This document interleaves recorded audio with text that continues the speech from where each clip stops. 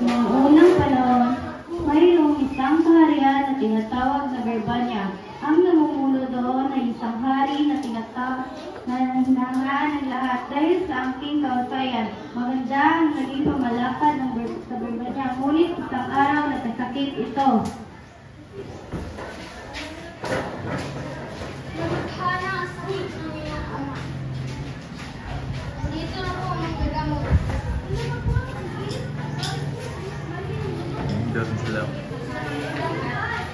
Malunas na ba ang kanyang karamdaman?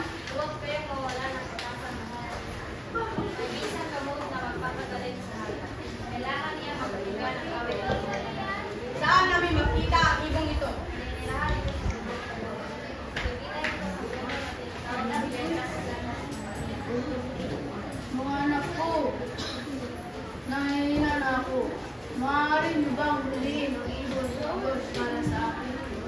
Nanahimik ang lahat.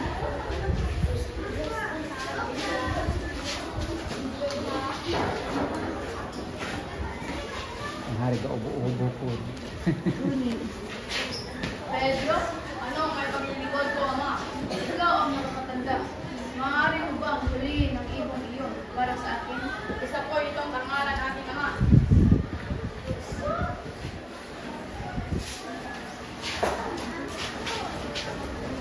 At iyon na nga ang nangyari.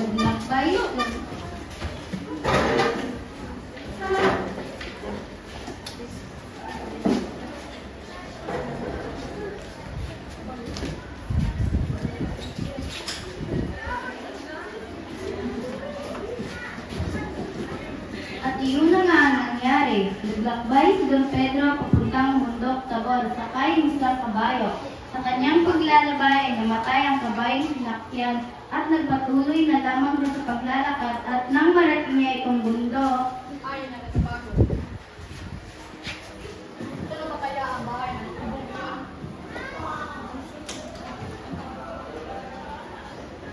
at biglang dumating ang ibong Adarna at nagsimula humawit. Sa kapagudan at sa awit ng ibong Adarna, nakatulog si Don Pedro. Ang ibon ay huminto sa pag-awit. Ngunit pagbaling nagbawas matapos ng kanyang magandang tinig. Sa kasamaang palad, si Don Pedro ay hindi nipatakan ng maging mabatong buhay sa ilalim ng Pedras Platas.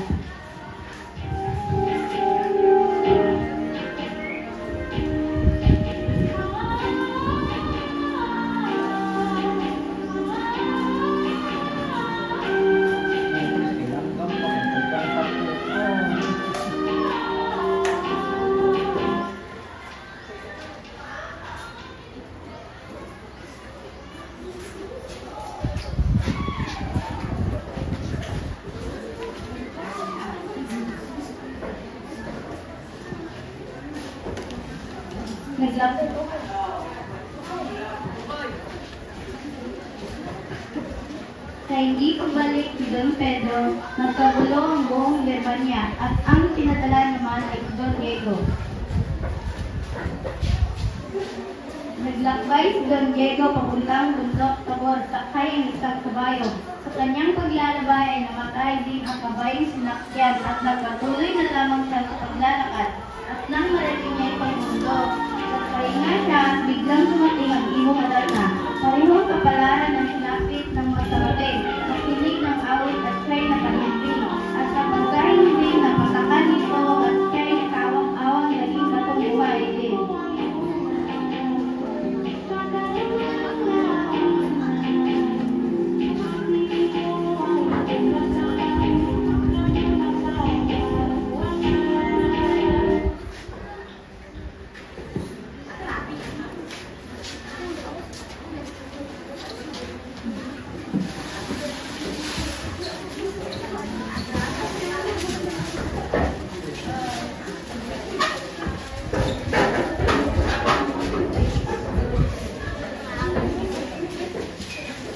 Dahil sa hindi pagkakabalik ng dalawang magkapatid, lumala lalo ang karamdaman ng hari. Ama, nais ko kayong gumaling. Maaari niyo po ba akong mayarap pumunta sa sabon upang huliin ang ibon at hanapin ang aking mga kapatid? Hindi maaari, anak. para sa akin. At kapag ikaw ay mawala, tiyak ako'y mamatay na. Ngunit Ama, ang makita ng ganyan ay mas mahirap po para sa akin. Patawarin niyo ako, Ama, kung hindi niyo ako papayagan. Ako ay aalis na lamang na labag sa inyong kalooban. Mahal, payagan mo lang ang ating mga. Sige anak, magtagumpay ka nawa.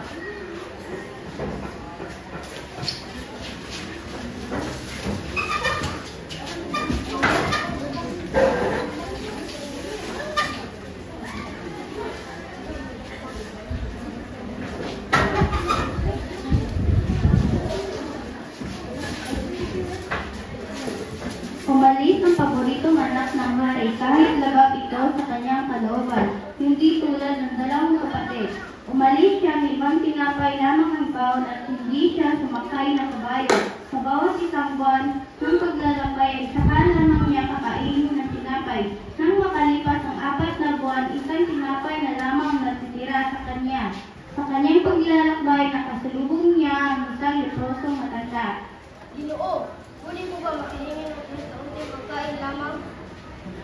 Bibiso, ang masarap ng piling mo.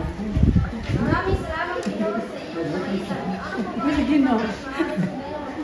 ang ama ko po ay may sakit. Level up. Awit ng iyong madama na Kasi ako. Ngunit ang taon na noong sila ay lumisan. Ginoo, mahirap ang iyong nangangala. Ngunit maaari ko kayong matulungan. Pagdating sa bundok Tabor ay makikita doon puno. Huwag doon tumigil. Tumingin lamang kayo sa ilawan ng ilog at makikita kayong bahay na kubo. Nanirahan doon ang taong magbibigay sa inyo ng payo. Mahaba pa po ang iyong lalakarin at gawin mo ito. Nagbibiro ka ba? Ibigay ko na ilan sa iyo. Ngunit mas kailangan mo po ito. Ginoo!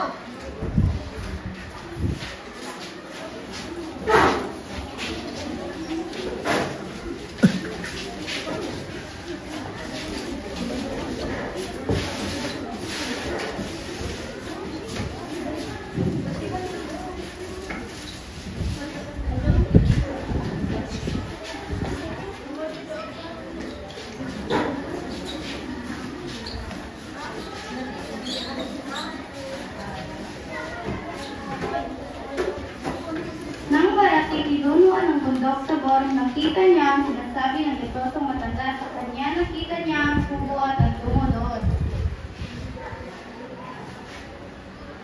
Ano ang iyong hangaduluhan?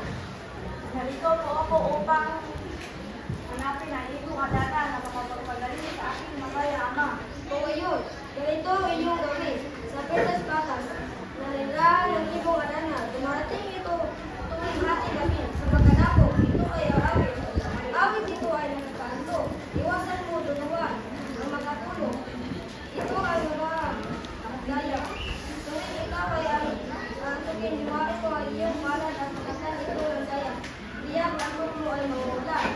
Itong awit ang gagawin nito at itong bisis ding magpalis ng baligo. Pagkatapos nito, ito aawit.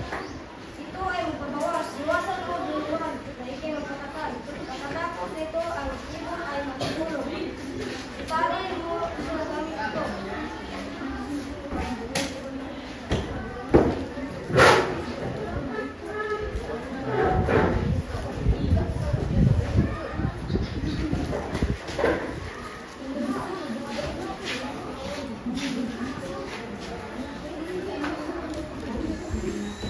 Nang marinig itong lahat, umalis na si Don Juan upang huliin ang Adarna. Nang dumating ang ibong Adarna, lahat ng utos ay kanyang ginawa. Sa bawat awit ng Adarna, nugatan niya ang palad niya at pinatakan nito ng gaya. Kung sobrang mabilis siya ay nag-iisip ng sugat. Ang natamo niya ay naiwasan niya ang ipot ng ibon at naghintay siya na mahimpi na ito sa pagkakainin ng ibon ay nalitan niya na ito at pinapitan sa ipitan niya.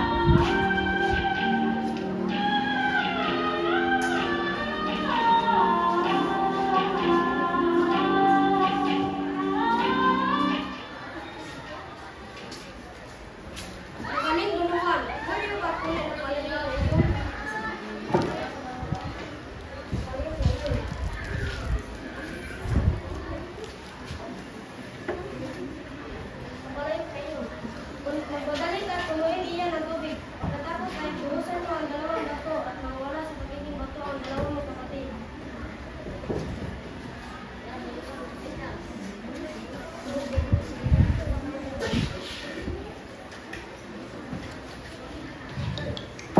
Iyon na nga ang ginawa ni Don Juan. Naging tao muli sila Don Pedro at Don Diego. Bumalik silang tatlo sa bahay ng ermitanyo upang magpasalamat. Umuwi sila ng sabay-sabay.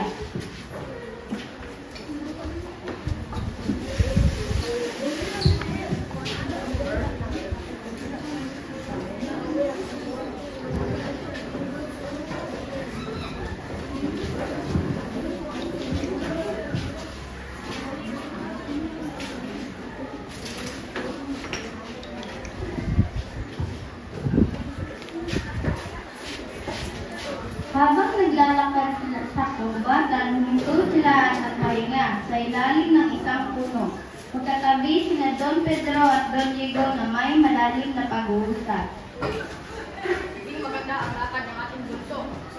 Iyak sa kanya na naman ang karangal at asbas niya, ma.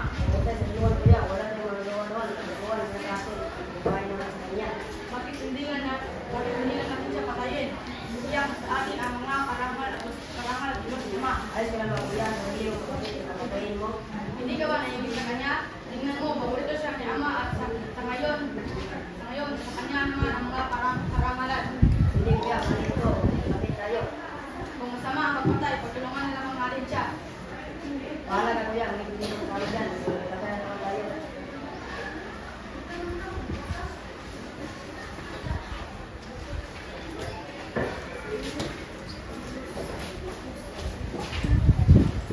Naku po!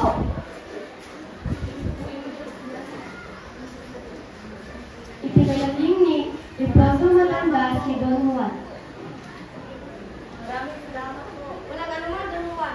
Ngayon, pwede ka na umalis diyan. Hinahanap ka na ng iyong ama. Daling-daling bumalik si Don Juan sa Bethania. Ang mga paa niya ay tila lumilipad.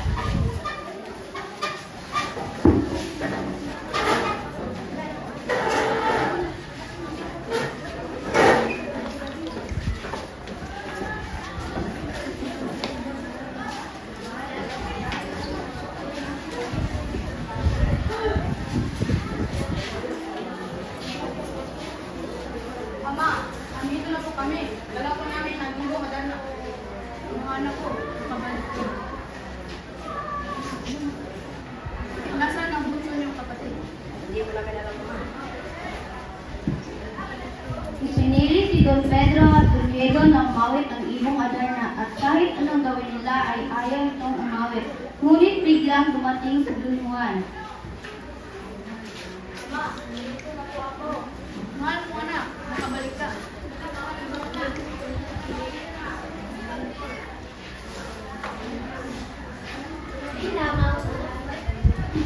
Hindi lamang ang hari ang sumiglas, nagsimula na rin umawit ang ibong Adarna. Sa kanyang pag-aawit, isinalaysay niya ang lahat ng pangyayari kung paano siya dinakil ni Don Juan at kung paano dinakil sila ng dalawang kapatid ang kanilang bunsong kapatid.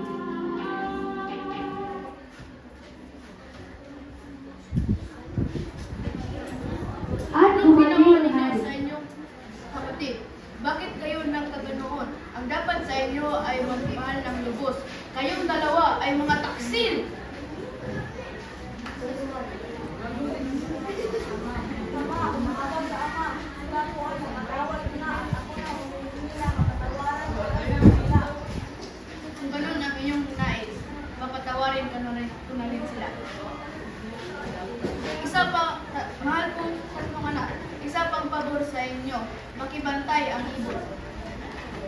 Opo, Ama.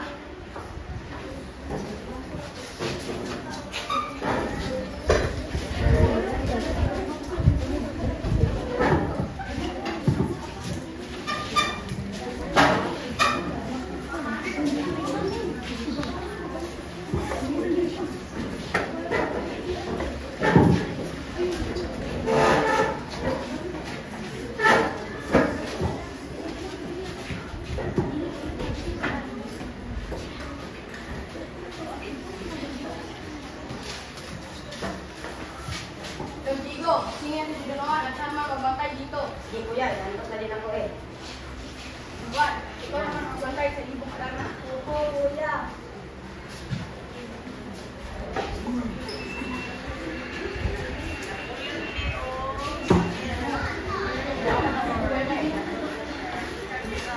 Pinakawala ng dalawang kapatid ang ibong Adarna.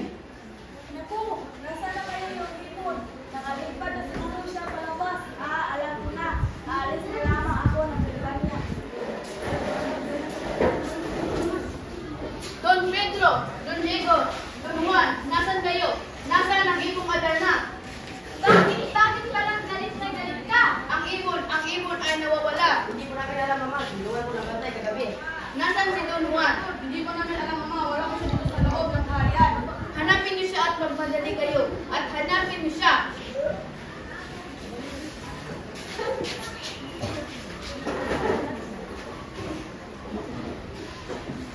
Hinanap ng dalawang prinsipe si Don Juan, ngunit hindi nila ito makita. Nahulugog na nila ang mga malalapit na puok sa kanilang kaharian. Maliban sa bundok Armenia, na buong buhay nila ay hindi pa nila nararating. Nang marating nila ito, nabighanin sila sa kagandahan ng mga tanawin. Ang mga puno ay nagpupungtik sa bunga at parang hiwagang nawawala ang kanilang mga problema. Sa di kalayuan, nakita nila ng dalawang prinsipe si Don Juan. Don Diego, si Don Juan. Saan? Ayun o. Don Juan, ayun gusto. Nagkala ka namin makita ulit. Maganda ang puok nito. Dito naman kayo. Dito naman kayo. Kaya tayo maninahan. Maganda iniyaya ka niya. Bakit mabubuhay tayo ng kaya-aya? Tara, lumagin na ng mga lugan.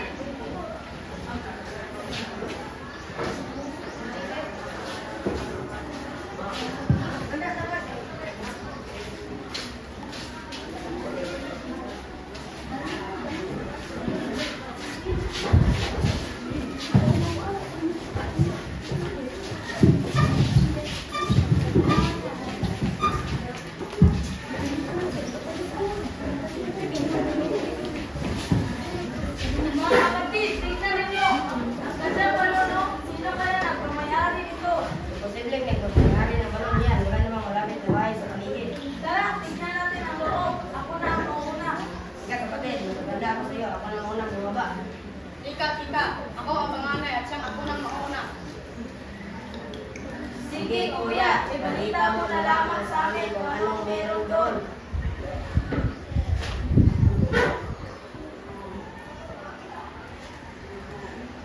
Kuya, anong meron doon? Kuya, ba't parang namasla ka?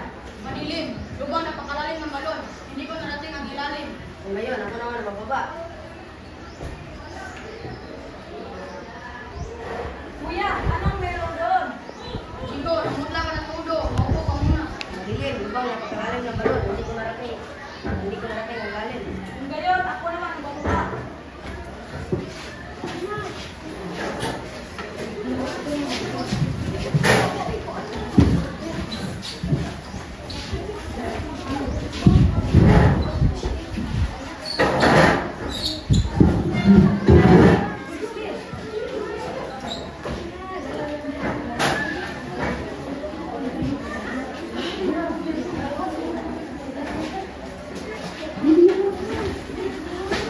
Napakagandang pinipili. Magandang pinipili. Huwag ko sana masamahin ang pagpunta ko dito. Magkamito ako mula sa itaas. At kung nakita kita ay ayaw ko nang bumalik pa. Nangibad ako na iyong kasindahan. At hanggang ako sa bigyan ka pa ang habang buhay. Kung kami pinagsalita, ayaw ko. Mahal ko, prinsesa, ang buhay ko ay ikaw. Ano pang saysay nito ang aking buhay? Ang kawali naman kung balita. Kung gayon ako ay patayin mo na lamang. Kasi yung grade ka na grade pa ko yan ang ano si Kabalona na po no. Yung nang kuya maay ko dito yung si Kabalona. Ano ba nang yung Kabalona katong grade 8 plus si hindi. Dahil kanang grade 8 lang si Kabalona.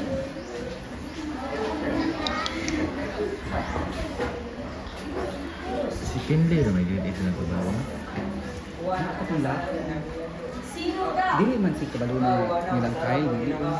Dahil kung na Kabalona dili man si nilang kay. At naglabanan si Don Juan at ang higanti. Napatay ni Don Juan ang higanti.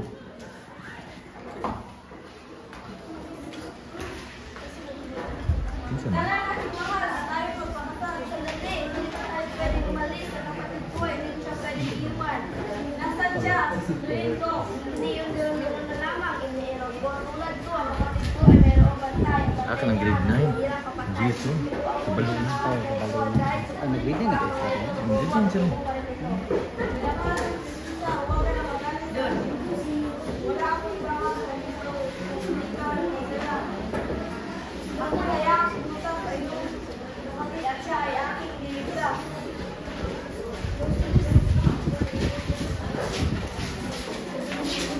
Sa pag-alis ni Don Juan, nalungkot ang dalawang mag-urong.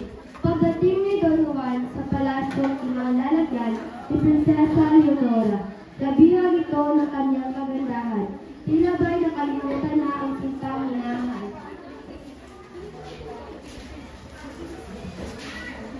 Napakagandang pinipili. Ano ba? Bakit ka na kalito? Magandang pinipili. Mamawalan mo ako sa aking ngunit narito ako upang kayo ay pag-isura. Sino ang hindi masuba na nalaman na ang buhay mo ay nasa pangalan sa siyuting nakabantay sa akin. Mapangalan pa ng aking harapan. Ito matalaga ang aking kapalaran. Wala na akong ibang magagawa. Ito ng walang luwa. Ang unay na kamalayan ay di ka masilayan. Sabay nagbibiro ang mga pagsuyang iyan ay hindi totoo. Sa may lumaran mo kayo kasi hindi ka na kayaan. Buhay mo ang masasayang. Huwag ka na magalit. Mahal natin sila. Wala na pero maniwalay sa iyo. Ikaw na isang umatod sa aking buhay. Ang sinanganan akong pagkay sa iyo mga kamay. Grabe kayo mga pangulungan ang nakaraan sa house ko na Dalam ni. Oh, tulong na kamatayan ay hindi kita makakasalayan.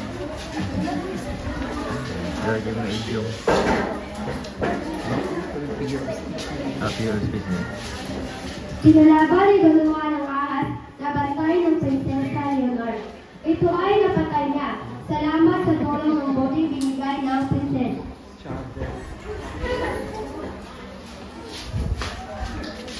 Nang mapatay ay bumalik sa dalawang prinsesa at umakyat sila sa balon. Pagdating nila sa itaas, anong inggit ang nadama ng dalawang niyang kapatid?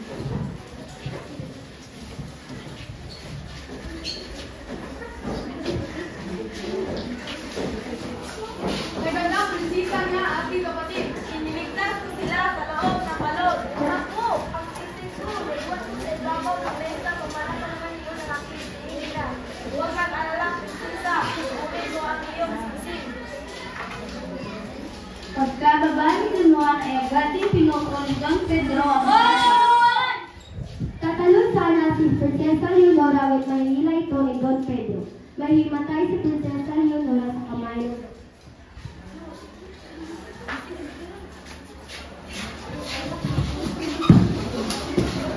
umuwi ng Barbania ang dalawang magkapatid. Doon ay kinasal si Prinsesa Juana kay Don Diego.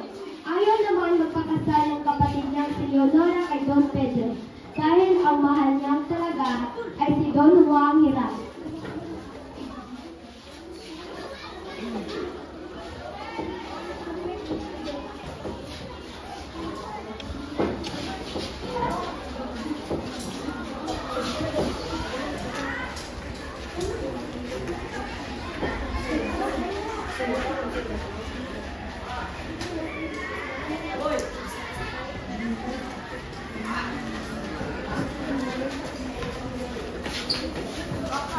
Sa kabilang banda, si Don Juan ang nahulog sa balon ay lubhang nakaratan. Pinagaling ng maliwagang lobo na halaga na prinsesang si Leonora. At sa wakas, nagsimulang maglakbay si Don Juan pauwi. At sa paglalambay ay may salubong siyang isang ibong marikit ang sa kanya ay lumapit.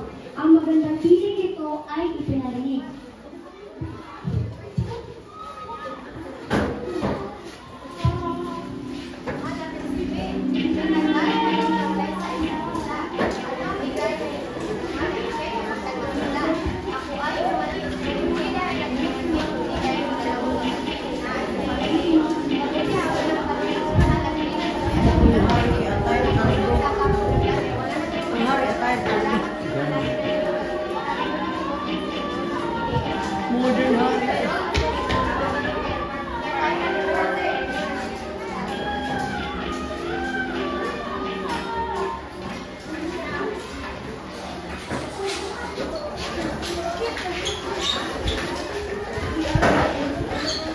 Pinakinggan ni Don Juan ang awitin ng ibon at nagtungo sa de los Estados.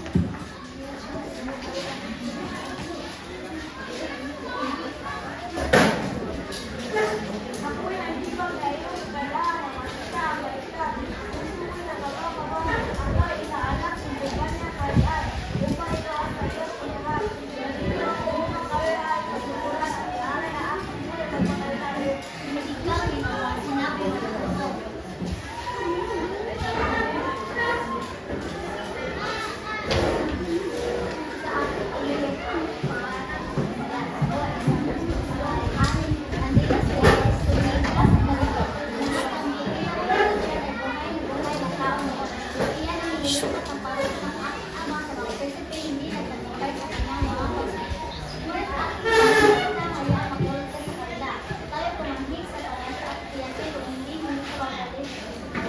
Pangako ang mahal.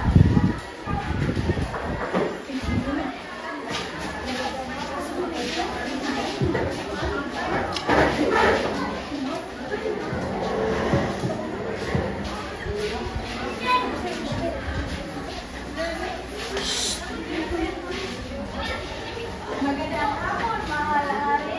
Magandang hapon din sa iyo. Ano ang nais na mahal na ito? Nandito po ako upang muli na kamay ang inyong pinakamagandang anak na si Doña Maria. Kung ganoon, maaari mo ba akong bigyan ng kaunting sabor? Masusunod po, mahal na hari. Narito ang mga libo.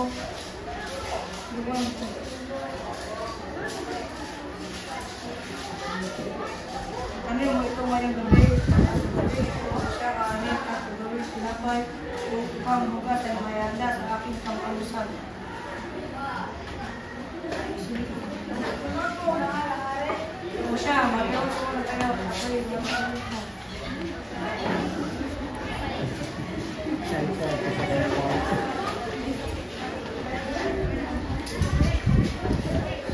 Minamahal ng isa, lumang ito si Maria, pagmanawa ng inyong ama sa akin. Huwag mag-alala, hindi ko sila ang matulog na habang nagagawa ng paraan.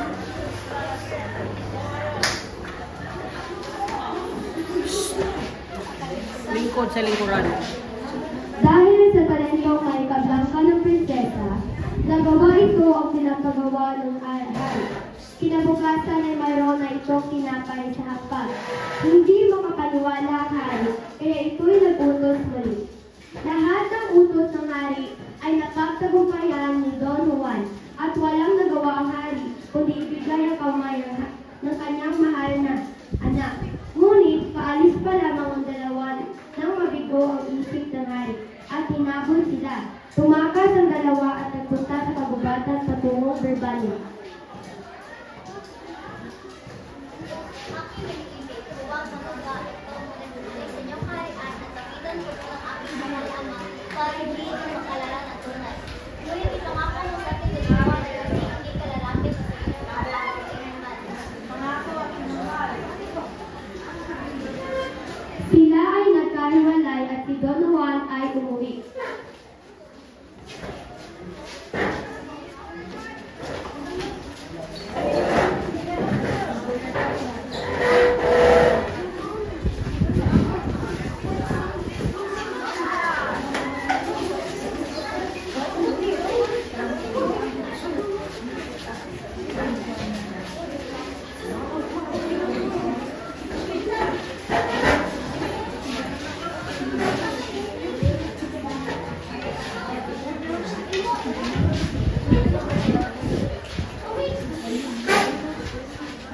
Natuwa ang buong kaharian sa kanyang pagdating, lalo na si Leonora na nagantay sa kanya ng 7 taon. At habang masayang naghahapunan, si Don Pedro, Don Diego, Don Juan, Prinsesa Leonora, Prinsesa Juana, Hari Fernando at Reyna Valeriana. Ito ang taong paghihintay ay kasalayan ng aking mahal na hari. Ang pagbabakas na iba ay nakaksiman sa aking mahal. Ngayon, nandito siya, anong saya ang nararamdaman? Kung ganoon, bukas na bukas na ikasal.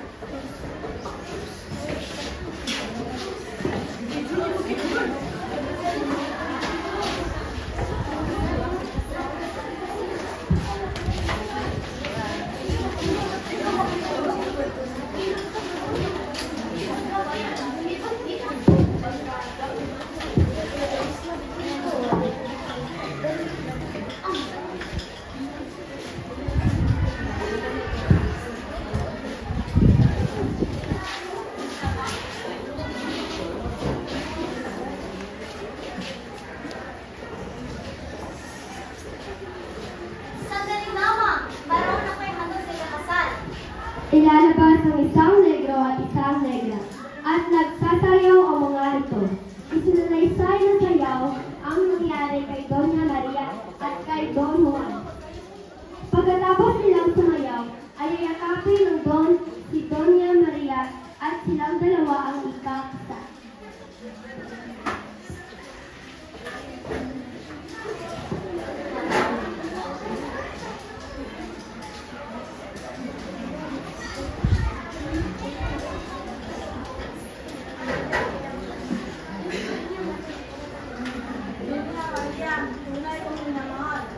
At ikinasal nga si Doña Maria kay Don Juan. Si Don Pedro at Prinsesa Leonora naman ang nagkatuluyan at nagmana ng Bebanya. At si Don Juan at Doña Maria naman ang namuno sa Reino de los Cristales. At dito nagtatapos ang kwento ng Ibong Adarna.